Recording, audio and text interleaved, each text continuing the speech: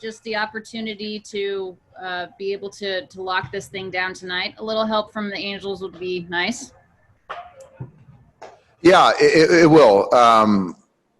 I thought, you mentioned it a couple of days ago, the series, the road trip was very productive, successful. And this is a very good Oakland A's team that we just don't know a whole lot about. We know a little bit about Frankie. Had him in camp a few years ago. But we got to go out there and play good baseball. And ultimately the goal is to clinch. But whether it's tonight, tomorrow, remains to be seen.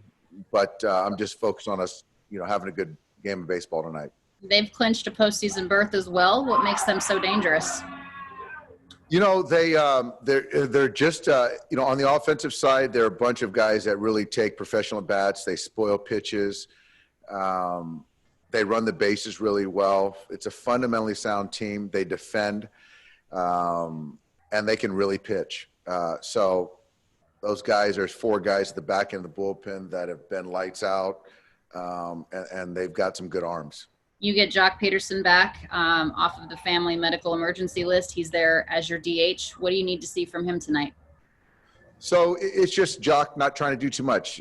He's been taking at bats over the last few days here at the ballpark while we were away. It hasn't been the season that he had expected, we had expected out of him.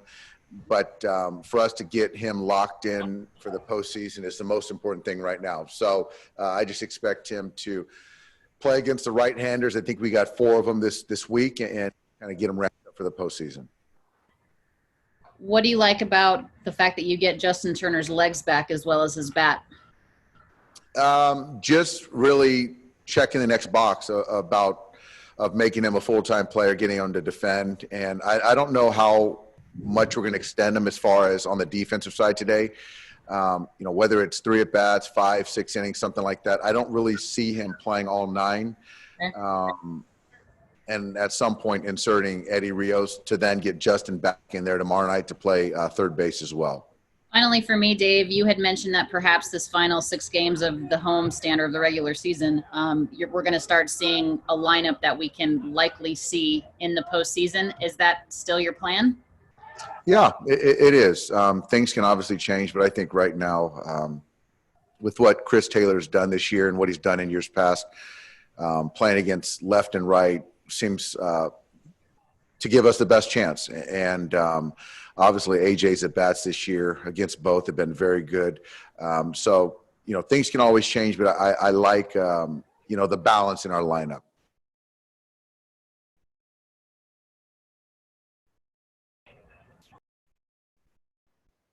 Next question is from Dave Assay. Go ahead. Hey, Dave. Hi, Dave.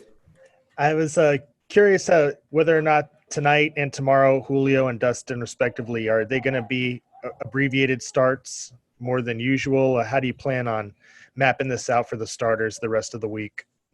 I think for both those guys, I don't see us abbreviating either one tonight or tomorrow.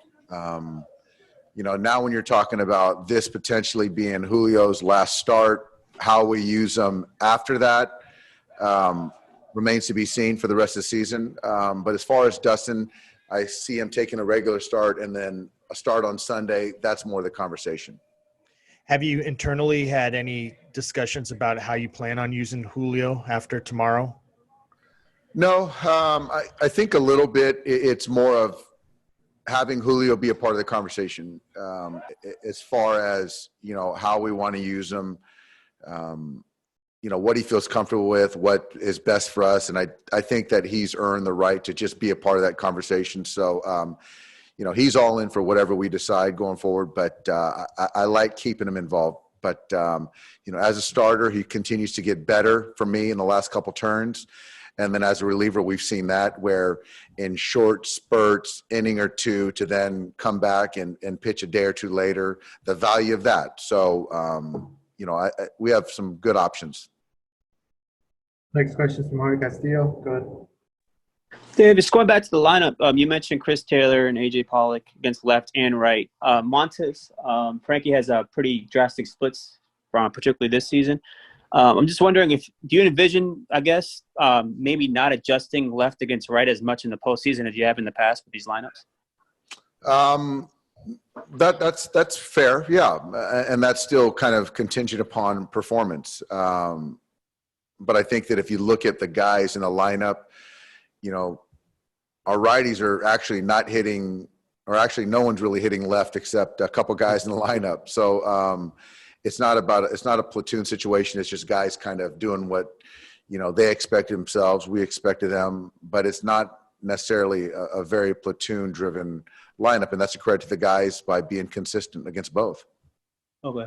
And then with Dustin, you know, obviously a guy that throws 99, you expected him to have huge strikeout numbers, but his strikeout numbers aren't through the roof, 6.5 strikeouts per 9 innings. Is that a good thing, bad thing? I mean, I guess why isn't it higher for a guy who throws that hard? I think it's more of it's a heavy cutter and sinker ball, so there's a lot of early contact. The variance in velocity with something soft, he really doesn't have a part of his consistent mix. And I think he's gotten better at changing some eye levels against some guys to get swing and miss at the top of the zone. But he's been predominantly a guy that pitches to the bottom of the strike zone versus left and right. And when you do that and you don't really have something to kind of slow the guys down, it's hard to punch guys. So obviously the best thing would be to punch guys, but you know, as long as he can continue to, you know, attack the strike zone, he gives a good chance to get some outs. Next question is from Bill Plunkett. Go ahead. Yeah, Dave, respecting Joc's privacy, has his situation resolved itself to the point where you don't have to worry about losing him for another chunk of time going forward? You know, I can't say with 100% certainty. You know, family first, and Joc knows that. His family understands that. I just know that Joc worked real hard to be here with us to finish out this homestand, and I would expect him to be with us through the wild card series. But then after that, I just don't know, Bill. And going into tonight, you have played exactly one team that currently has a winning record. That's the Padres. What reaction do you have? What should we read into that number, if anything? Yeah, I don't think there should be a lot to be read into that, because I think if you look around at the National League itself, which, you know, we're playing just within our division and kind of geographics to the American League. The National League in particular, there's a lot of teams that are a couple games within each other. So that number of below 500, I think could change in a couple days. And again, we've always kind of focused on us and how we play. And, you know, regardless of who we played before, I'll still take us against any team going forward in the postseason. We got time for one more. Go ahead, Dave. Hey, Dave, today's a big day in Dodger birthdays. Sweet Lou, your bench coach, and, of course, Tommy Lasorda. Any thoughts or wishes for those guys? Yeah, a happy birthday to all of them. Sweet Lou's one of my favorites. What he does in the community is pretty much unmatched. So happy birthday to Sweet Lou. And Bob, I already gave him grief about his birthday, which he doesn't like any attention. So coaches are on him a little bit. So that's great. And the godfather of the Dodgers, yeah, Tommy Lasorda. I should give him a call today and wish him a happy birthday. So I wish I could put my arms around him, but I know he's going to be with us in spirit tonight.